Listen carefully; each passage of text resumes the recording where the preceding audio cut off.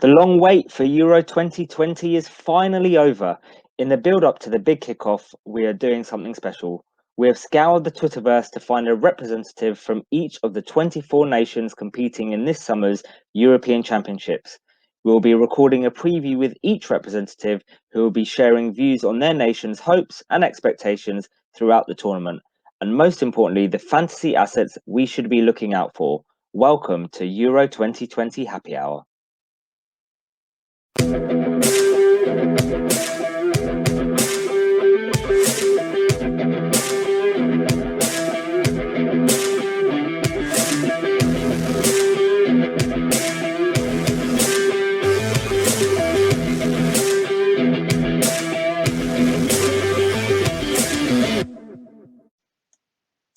Hello and welcome to our Euro 2020 preview series with myself, Sham, otherwise known as FPL 2 Guys 1 Cup on Twitter. And myself, Rob, otherwise known as FPL Panda. Rob, we've got another guest tonight, and they are representing a country that topped their group in the qualification, and that is Poland and Zizek. Zizek, welcome. Hello, guys. Hello, everybody. Nice to have you guys here. Nice to be here with you, and nice to talk about qualifications, Poland national team, and Euro 2020. Nice. Thanks, Zizek, for joining us. Do you want to talk us a little bit about yourself, what football team you support, how you got into FPL, or if you play FPL? Obviously, as I'm here, I should play FPL. Yeah, I play FPL. This is my first season. This one is not going properly, but this is like a lot managers having to struggle. So I'm not going to give it up. Next season should be better. I'm an Arsenal supporter if it comes to Premier League, so I know the taste of the 1-0 defeat or defeat to Brighton or something like that stuff. So yeah, I should be prepared for like a 1-0 defeat from Brighton on Sunday. So yeah. Well, by the time everyone will be listening to this, Zizek, everyone will know whether or not Brighton would have won or not. So this is a good prediction, right? Let's see if I get it correct. So yeah, but obviously, apart from the Premier League, I also support Real Madrid and Borussia Dortmund. And if it comes to the Polish here teams, I support Wisła Kraków. And I would have one funny thing. It was like 10 years ago, as I remember. I was with my family at Crete in Greece, and we were coming back to Poland. And there was like one controller with the passport and everything, the boarding passes, etc. And he saw that we are coming to Krakow. And he asked, Krakow? I said, yeah, of course, we're coming to Krakow. Yeah. He asked, Wisła Kraków? I mean, yeah, of course, the club. And then he laughed and, no, Lech Poznań. It was the club where Robert Lewandowski played at the time. And then it was like 10 years ago. Lech Poznań was playing in Champions League or Europa League then, I think, maybe. And they were playing Manchester City, Juventus Turin, and they were like having the draws or even wins. So they were like the prime times of this club then. So I was aware that they can know this club, but it was kind of funny then. Nice. I've visited Krakow on a couple of occasions, but I can't remember much of either occasion. Well, Krakow is a very nice place. Now I have moved to Warsaw, so I'm in the capital now. Let's just say happy hour was every hour of my trips to Krakow. I think you have enjoyed it, so yeah, let's stick to that. Right, let's talk about Poland, the football team. How did you guys do in qualification, Zizek? Well, we have the top of the group, so should be like good, but there was a couple of things that didn't go as we planned. So obviously the first game was like big win for us. It was like 1-0 defeat to Austria, which is obviously quite top team. So they have some stars like Forsberg, Alaba, Arnautovic. Then I think played. So it was like kind of top players. He was of probably course. still a West Ham player back then. He probably was. Yeah. I think that was the 2019. By then, yeah, it was like kind of 2 or even 2.5 years ago. So yeah, it could be. So yeah, it was a tough game. Of course, we won, so it was a good start for the qualification. Then Latvia, 2-0 defeat. It should be an easy game, and I think it was. It was like goals by Lewandowski and Glik. Then against North Macedonia, it was a tough game. It was a tough pitch to play. I think the Macedonians have the artificial grass played, not the typical grass. So it was hard to play at this kind of pitch when you play on the normal grass typically. But yeah, again, not an easy win, but a win. So 9 points after 3 games. I think it was the whole camp then. So yeah, 9 points, very good. Then 3 games against Israel, Slovenia, and Austria. And obviously, it didn't go as planned. Versus Israel, very good. No complaints, 4-0 defeat. You shouldn't complain about it. And then against Slovenia, defeat 2-0. And then against Austria, also a draw. I can see that it was a draw. Yeah, 0-0. So 4 points after 3 games there. It wasn't a lot, but we are at the top of the group. We have had 2 games against Austria, so hypothetically, the toughest opponent, and they have been at the 2nd place. So yeah, 4 points against them, very good result. And then the last 4 games you won, right? Yeah. But well, it was kind of good. Then we have 3 games against North Macedonia, Israel, and Slovenia, which was like I think we had the qualification before the last game, as far as I remember. So the game against Slovenia was only about like to play, but we did one, so it was good. Good for the mentality of the players, of course, and good for the morale as well. So yeah, it wasn't the best, but it was a good work. Obviously, some goals by Lewandowski, also by Piontek, who was the super sub then. He scored 2 goals after coming early in the 2nd part of the game. So yeah, he was like kind of super sub, and I really am sorry for him that he is injured now. He should have been in the squad now, but unfortunately, the injuries are coming after the players. So I understand that. So obviously, after the Euro qualifications, you guys then had the World Cup qualifications recently, and understand you changed your manager just before the World Cup qualifications. Yeah, is there a reason why you guys did that? And I guess what's the change in the sides after the Euros? Because a lot of people will be looking at this going, you guys did really well, and a lot of people won't necessarily know that you changed your manager. So what's changed for the system and the players with the manager change, and is that a good thing? Well, there was a lot of talk about if our association will sack Jerzy Brzęczyk, who was our former manager during the Euro 2020 qualifiers, and after, of course, during the Nations League. There were 2 games, I think, against Italy and Netherlands late in November, both lost. So there were a lot of speculation about whether Jerzy Brzęczyk will be sacked or not. Our chairman of Polish Football Association here was saying that no, there is no problem. Jerzy Brzęczyk will stay and he will manage our team during the Euro 2020. And it was late in November. And then middle January, he changed his mind and just sacked the manager right after one day, just called and sacked. So it was a quite unexpected change, I think. But yes, it changed the system a lot. Uh, we have now the manager, former manager of some clubs like QPR in 2008 to 2009, Swansea 09 to 10, or Leicester in 2010, and Bordeaux 19 to 20, who was Paulo Sousa.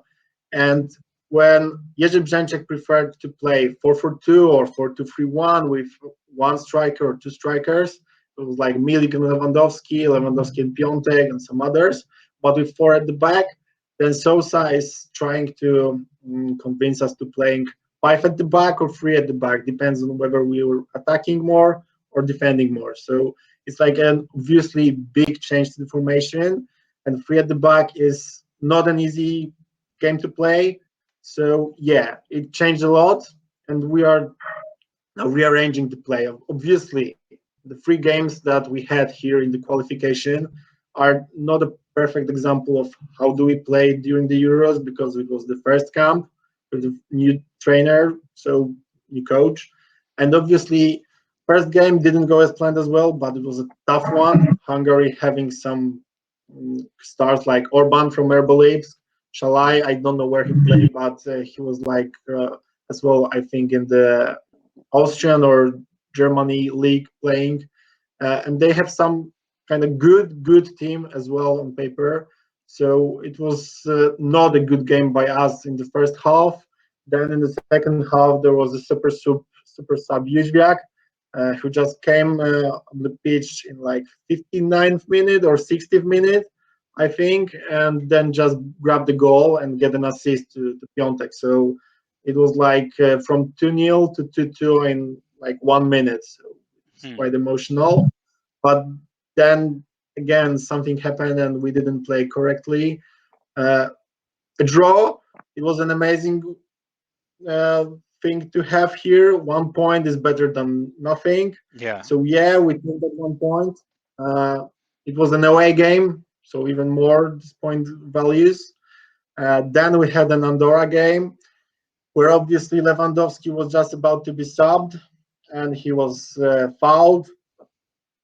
It wasn't whistled, but it was kind of fouled by some Andorra player. I don't know who, and I really don't remember that. And he did get injured then. And then 3 days later, we were playing England at Wembley. So it was a big loss. So obviously the 2-1 defeat, it didn't sound that bad. It could have been worse. We were playing very good. The third game was, I think, by far the best by our team. There was like a pen caused by Helik, who was named the POTS in Barnsley in the championship this season. I think I could argue about that pen, but that's not the case here. I seem to remember it being, very typical like England penalty. I remember watching that game, and because obviously it's, I mean, we're sitting here like mid to late May, and that game was only like 6 weeks ago, and I remember Poland really putting up a fight. Sterling, as I remember, and I think the loss of Lewandowski for that game, like him being injured and not available to play in that game, I think it was huge for Poland, because that's all that was missing to give England some problems, was a world-class player forward that could get in amongst the England side. And I mean, we do talk as England as one of the like favourites for the competition, but Poland really, like with a full strength side, could have easily picked up a point, if not won the game. Well, there was a goal by Maguire in 85th minute, so it was like a corner when there was some kind of extra things and so on, and he was just scored a beauty goal, so it was like nothing to say about it. Just one strike, yeah. But Moder was my main man of the match of this game, and he really played a good part of this game as well, where Lewandowski was missing. Some other players take part in this, and yeah, Moder is like I think 21. He played Brighton now, and yeah, he did a very good job then. And Milik, who wasn't on form then, played a very good part of this as well. Milik, we can talk later. That's nice. So another tell me about the strengths and weaknesses in the side, because I know you're quite good at analyzing the side. So, you know, where do you think the strengths and the weaknesses sit with Poland? Well, of course, it depends on the formation and the players who are going to start. But based on the system that you think that the new manager will have.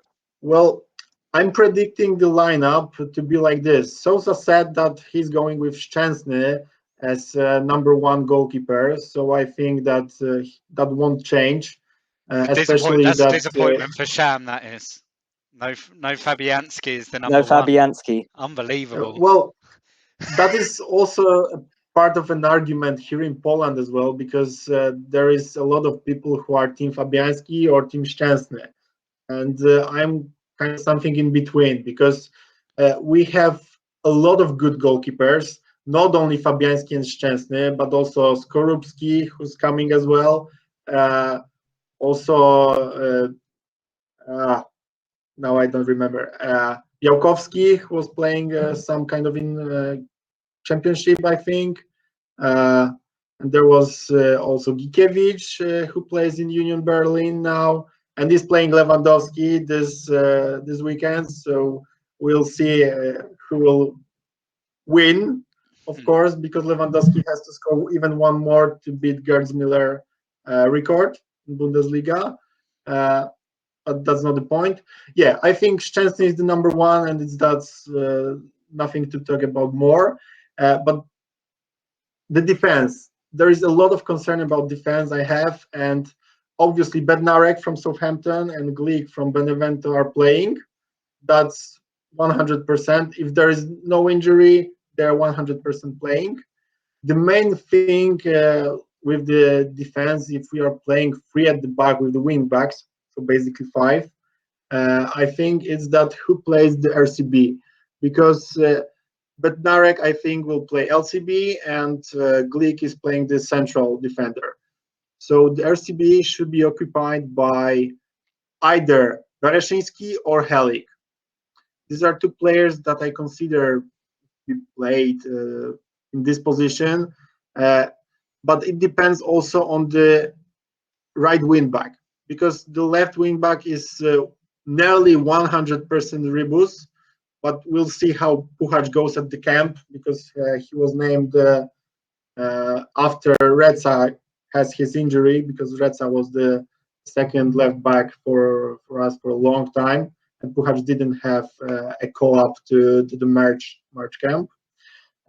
So I think it's mostly depends on the right wing back, because at the right wing back, there are 3 players who can basically play here. It's Jóźwiak, who is basically a winger, but can play the right wing back as well, but it's a more offensive kind of playing. There should play even Bereszyński as well. And let me check what I have here. I need to check. And yeah, there is one person who wasn't called up as well for the March camp. It was Kędziora. He's playing in Russia, and he's playing very well. And he's kind of like a mix of Bereszyński and Jóźwiak. So a little bit of attacking and a good defending. So basically, it comes up to the right wing back position. If Bereszyński plays right wing back, Helik 100% start at RCB. But if either Jóźwiak or Kędziora plays right wing back, there is a concern about Bereszyński or Helik. So I think there is a lot of concern about these 2 positions. Would you say that defense is a strength of Poland? Well, I can say that because we may not keep a lot of clean sheets, but during the tournaments, we are playing really well. This is a group of players that know each other for a really long time.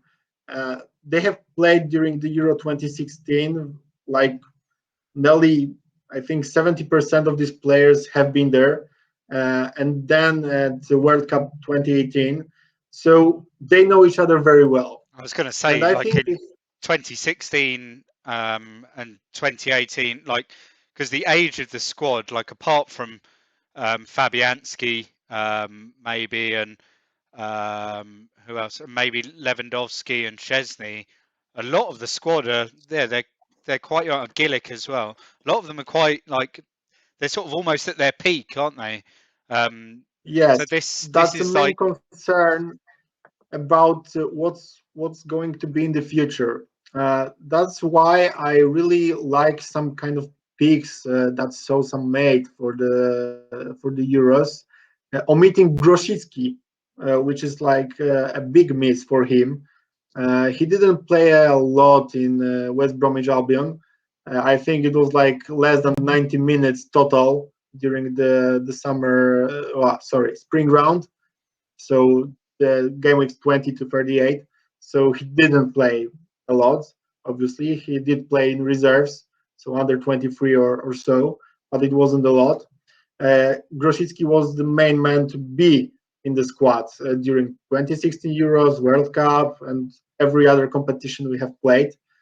So that's a big loss. But he is like 32 or 33, I guess. So it's not like a young player, of course. And instead of him, there are some other young players that are promising. you have one of And the I young. think it's a better. I think you have one of the youngest players in that's going to be at the tournament. I think Yeah, Kozlovsky. Kozlovsky. He's, I think, 2003, as far as I Yeah, remember. 18. He 17. plays in, Yeah, yeah, he plays in Poland in Raków Częstochowa, who just secured the second place spot. So I think it's a big talent. I don't watch a lot of Polish Ekstraklasa, so I couldn't say a lot about it because I don't have time for that.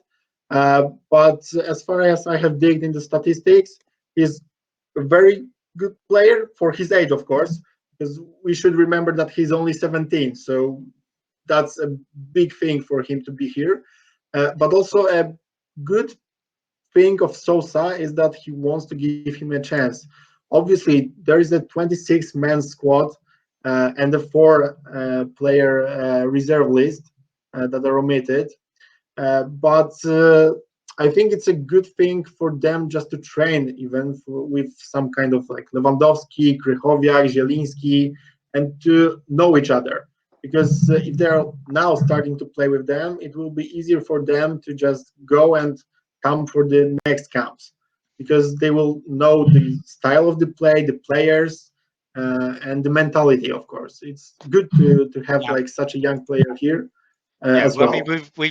I mean, for a lot of the listeners, will like a lot of the listeners will be sort of England fans, and like we've seen it with the England side, especially in the last 2, 3, or 4 tournaments where we've taken a younger player, maybe not to give them minutes, but to let them experience a major tournament and how it works. So, because it is very different to when they meet up for a qualifier to when they're spending 24/7 with each other for potentially 3 or 4 weeks. So yeah, Yeah, that's it's. right. I mean, I've seen it. Yeah, he's priced as a 5 million midfielder, and I'm guessing that's because he's not expected to play. But maybe if results go your way, he could be someone to keep an eye out for in the Well, third I game. don't think so. He No. wouldn't be playing a big part of the game, I guess. So either way is Świerczok or Świderski. But I think that the midfield three is known before the games even started, and Lewandowski is of course sure to start. There is one concern if we play 4 midfielders or 3 midfielders and 2 attackers. So that's the main concern as well. So who are your main? What's your main attacking threat come from? So let's talk a little bit about fantasy. So if we're looking from an attacking threat on fantasy, who do I want to be looking at? Well, obviously, I would go with Szczęsny as he's the number 1 goalkeeper. He's quite pricey. It's at 5.0. Could be 4.5, but both keepers are priced at 5, so that's good for me. He should get some saves. Obviously, if we are talking about clean sheets or something, it will be hard to predict. These are the Euros. Everybody wants to score a goal, so everybody would be pushing for it. So it's hard to pick the clean sheets, of course.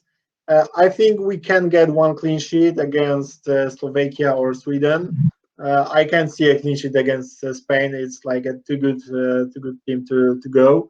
But yeah, we are struggling to keep the shots out, and he should make a lot of saves. I don't know how much he is doing it during the games. I didn't dig so much, but yeah, saves machine, of course. That's obvious, and it's the only person from the defense I would really consider, because Glick is 5.5, and if there are no clean sheets, it's obviously no reason to go with him. Rebus at 5, maybe he's a wing back and should do some corners, but I'm not sure if it's worth the money if we have the Szczęsny for the same price. As I said about Bereszyński, it's hard to predict if he starts. Bednarek is more safe option, of course, and he played as well a little bit bigger part of this team for a longer time. Bereszyński is, of course, older, so that's why he has a little bit more appearances. Kędziora, as I said before, it's hard to predict if he plays Bereszyński or Helik. So Helik is as well 4.5. So it's hard to pick one of the 4.5s to play 100% sure apart from Bednarek. But Bednarek is not a threat from corners, and he's just basically a defender. So there won't be any points, only for clean sheets, maybe. Okay, so from an attacking point of view, then, who would you say are the options from an attacking point of view? I think the price of Lewandowski is quite nice. As far as I remember, like Lewandowski is around the price of Kane, Cristiano Ronaldo, Mbappe, Lukaku.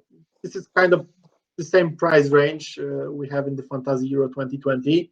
But I think he's quite a good option. He's on pens, so if you get a pen, he's going to take it. He's obviously a threat from just normal actions, from counter-attacks as well. So yeah, I think he's worth the money, of course. He's not like very, very expensive. It's not 12 million, it's 11.5. So it's half less than Ronaldo and Mbappe, I think, which is nice. And I think he could be on the radar. But if we play two strikers, I think Milik is worth an eye as well, because he's only 8 million and he's a tournament player sometime, because during the Euro 2016 he was like a young talent and he had some moments. But if Sosa gets him right, he could play a big part of this team, of course. But apart from Milik, there is one player who is, I think, a little bit underpriced, and it's Zielinski. He's the main player in Napoli now, having double digits this season, so at least 10 goals and 10 assists, which is very, very promising for an attacking midfielder. And he's playing in Napoli, and Serie A isn't like an easy league to play. So the double digits are very, very nice. And I think for 7 million, he's worth the money because he's taking a lot of set pieces. So there is an assist potential and as well some kind of like long range shots. He's good at it. So yeah, if I was about to pick 3 or 4 players to consider, it's like Szczęsny, Zielinski, of course Lewandowski and Milik, and maybe, but just maybe, Krychowiak or Klee, because they are for only 6.5 and 6, apparently, as I remember correctly. Yeah. And Krychowiak is a set piece threat, of course, because he scored a lot of headers, and of course, a lot of long range goals in Lokomotiv, where he has a lot of MOTM awards. And Klich, we all know him from Leeds, from Bielsa's side. He was released earlier, 2 game weeks earlier, just to prepare for the Euros. So he will be fit. He will be rested. So I think he will play a lot of good stuff for Poland as well. And I think he's one to keep an eye on as well. But he won't be as attacking as he is by the lead side, because he will either play a little bit further with Zielinski in 5-4-1, or either lower with Krychowiak with 2 defense midfielders in 5-3-2, because then Zielinski is the attacking midfielder. So Klich is a tricky one, because he won't be as attacking as he is in the lead side, as we know him in FPL, obviously, but he could prove value for 6 million as well. Okay. I guess 2 questions from a fantasy perspective then. The first being, are there any players that look to be out of position? So any players that are listed as defenders that actually play midfield, or midfielders in defenders? Essentially what I'm asking for is there a new Stuart Dallas in the Polish side? Well, I don't think so. There is only, like I said, there is Jóźwiak, who basically plays as a winger, but can play as a right wing back as well.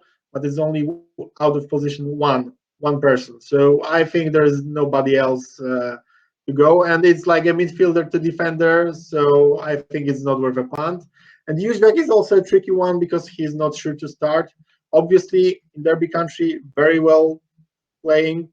I don't mind it, but I'm not sure if he starts. If he play 5-4-1, maybe he'll start. But as a right wing back, he has some potential, but not as much to just invest in him. And I think he's like 6 million. So I think like even at 6 million, I think they're like you're only going to have 1, maybe 2 6 million players, and I think and we've spoken to like a couple of the other reps so far, and like because they're like the sort of lower strength teams, they've got more forward like advanced players at 6 million that are maybe worth the punt more, because I think that for Poland especially, if we have a look at the group, like that first game against Slovakia, it wasn't an easy game. It's not going to be easy. It's not. You don't it's think not so? easy, but it's potentially a big game for Lewandowski. Surely, like a opening game at a major tournament. That's got Lewandowski hat-trick all over it, hasn't it? Well, could be, but I think there should be some kind of superhero as well. Of course, we are obviously talking about Lewandowski and his records, but we should know about that. He has played the whole season, the COVID season, of course, where there aren't a lot of breaks as well. He had some injuries. Even now, he just came back from injury and is scoring a lot of goals as well. But I think that he won't be as rested as some other players. That may be the case, that he won't be playing as advanced role. He won't be in such a high form. I think we can mainly discuss that Milik could be the Lewandowski for Poland this tournament. If he jump on his level, he's capable of this. He could prove some big value, and Lewandowski will be the assister, I think. So you're saying like if you wanted a Poland forward and you wanted to have Kane or Ronaldo or Lukaku or Mbappe in your team for the start of the tournament, maybe going with 2 of them and Milik might be better than Milik trying to fit the value. Trying it's hard to say how he goes, because he's a tricky one. He just bagged a hat trick on the other day, scoring in the 90+ minute penalty, giving the Marseille 3 points, which was a huge 3 points for them, because they are fighting for the Europa competitions as well. So he is catching the form, but I'm concerned about his ability on the big tournaments. He obviously can show up, which he proved at Euro 2016 maybe sometime, but he can be like invisible for a big part of the game.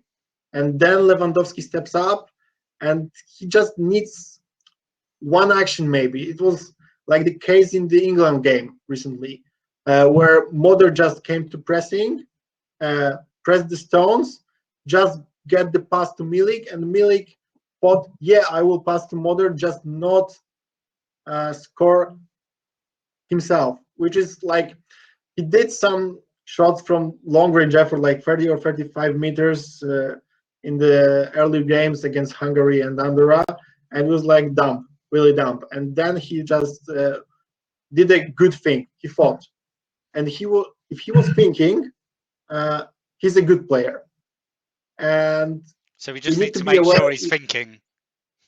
Yes, yes, because he's a player that has to strike. If he strikes a goal, he's just playing good. He needs to get some motivation for himself, I guess, and he is just playing half of the season in Marseille now because he didn't play in Napoli during the autumn season, and it was like kind of dumb from him as well because he wanted to join Juventus, and Juventus wanted him for the first time, and then Sarri was sacked, and he didn't want them, and he wanted to go to Juventus, and there was a saga with him as well. He wanted to have the big money, and in Napoli he was like totally screwed. He didn't want to play with them, so there was like kind of things that he did not go properly for him. But yeah, in Marseille, he's a different kind of player. I think he's worth the money, and he can prove value with Lewandowski as well. He can play like behind Lewandowski, or Lewandowski play behind Milik. It's hard to say how they're gonna play. We can play the 3-4-2-1 as well, which is like Zielinski and Milik behind Lewandowski, which is obviously good for Milik as well because he can change positions with Lewandowski. So there are a lot of things to consider as well. So if you could choose one Polish player for the Euros, for your fantasy team, who would you choose? Well, Lewandowski is as obvious as Salah or De Bruyne or Fernandez in FPL. And it's like a psychological point of view. So he is expensive, so he should get some returns. But if I have to choose and get a balanced squad, I think I will go with Szczęsny on goal or Zielinski. These are two players that I would consider the most, of course, apart from Lewandowski. But yeah, he's a proven value. So and so who do you think? How many Polish players do you think you'll be choosing at the beginning of Euro Fantasy? And who? Well, I have chosen like a draft of the squad now, and I'm having Szczęsny and Lewandowski now. I think I can go with Zielinski as well, but it's hard to put him in the squad where there are some other players in the 7 million range, like Tony Kroos or Mason Mount, that can play a lot further, and they're more capable of returns, I think. So, Okay. yeah, I think he's priced a little bit under, but yeah, we have to know who we are playing. We are playing Slovakia, which is an opening game, and which won't be nice. And there is one more thing that we have to know. Poland will have to travel the most from every country during the Euro 2020. So they will, I think Yeah, had they go seen from some. one side of Europe in their first game in St. Petersburg, Yes, and then it's they go like to Sevilla, 9,000 kilometers between these games during the week. So and then they have to go you back should be again aware to of. St. Petersburg. Yes, yes, there is a lot of traveling as well, so players will be tired as well. So I think what I have said before, Lewandowski will be tired after the season. Lee is rested now, so he can play a big part. Krychowiak is after the season as well. Zielinski is playing, I think, the last game week in the weekend. So yeah, there are a couple of players that are going to be rested a little bit more. I think that's the key because in terms of traveling, we all know a long journey is not a good thing for the person. Obviously, they're playing a lot every 3 or 4 days, but every travel is like hotels, everything, etc. It's like hard to tell how they will cope with that. Okay. It's a lot of traveling. So I guess just before, Well, go on. There'll Sorry. be a day. We're looking at sort of only 3 or 4 days between games, and potentially where lots of other nations. Although in this group, other teams are everyone's going to be doing some travelling, apart from Spain. Spain play in Seville all 3 games. Like, they've got a huge advantage over everyone else. But everyone else is going to be doing this travelling as well. Maybe only they'll play the game one day, and then on the next day it will be rest and recuperation. Then the following day it'll be travel, and then they might, like where some teams, Spain will get 2 days of training in. They will only get one day with some extensive travelling in there as well. It's definitely something to factor in, I think, in that group. Spain have got a huge advantage over all 3 of the other teams. That's why I think that the Slovakia game is really, really important for our nation, because if you win that is making us in a better position, of course, because obviously I can't see a win against Spain. They're a solid side. If we draw against Spain, it's like a huge win for us. There is a 1 point for each one. So if we get a draw, it's beautiful, because we are having 4 points if we win, of course, against Slovakia. But it's going to be very, very hard to go past. So how far do you think this Polish side can go? What's your prediction? It's the toughest question, I think, because we're having the Euros in such time after a very tiring season. So every nation is going to be tired at some point. Obviously, the nations who are packed with some kind of stars who are playing the top clubs, I think they are going to be a little bit more tired as well, because the players have played whole season. For example, the Bruno Fernandes, he has played nearly every game for Manchester United and now going to Euros. It's like the same case about Lewandowski. He has some injuries, he has some rest, but it was an injury rest. So it's kind of different when you're having an injury or you're just having a rest. So I think the case here is that there can be some underdogs like Turkey or something. They have a very good solid squad as well. And I think we are capable of quarterfinals, but it's hard to predict how we're going to play with under new trainer, with new system. After these 3 games we have discussed before, it's hard to tell how this team is going to perform during the high profile tournament. So yeah, 3 games, of course, but yeah, quarterfinal is capable, of course, but I can see like going through the group is important, of course, and I think it's thing that we should do, like 80%, because with Sweden you should finish second at least, right? Yes, I think second is the most capable of, and it's like 80% we win with Sweden, and because it's an opening game, it's like a 60-40 for Poland to win against Slovakia. So if you win against Slovakia, it will be easier to advance from the second spot, of course. And I think quarterfinals are to go. Okay, Rob, have you got any questions for Shishik before we wrap up? No, it's another one of these pods where you've asked about the penalties. Well, I think the penalty taker, I think, it is obvious. But said it. if Lewandowski isn't on the pitch, who takes the penalties? I think Milik will take it. Yeah, I think Milik or Zielinski. Yeah, I mean, especially like as you say, with Lewandowski having a long season and sort of plagued by injuries a bit, where if you are winning a game then he might get subbed off early. And then if you win a penalty, who's going to be on it? And if it's Milik, then yeah, that just makes him that little bit more valuable, maybe at that 8 million mark. Yeah, it could be a good option if you play the 2 up top or the 2 just behind Lewandowski. It could work out quite well for him. Zizek, before we go, is there anything else that you'd like to add or say about the Polish side that you think is quite important for listeners to know? Well, I think we have discussed a lot of things here.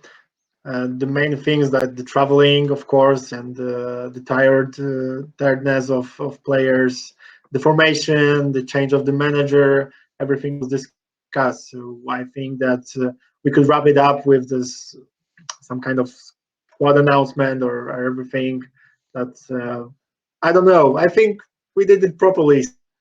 Nice. I hope that everyone will like it. So. Nice. Well, thanks, Zizek, for joining us. We really appreciate that. To all our listeners, thanks for tuning in. Please don't forget to like and subscribe our YouTube channel and look out for our next installment. Have a great day. Bye-bye. Thanks, guys. See ya, guys. Goodbye. See everyone.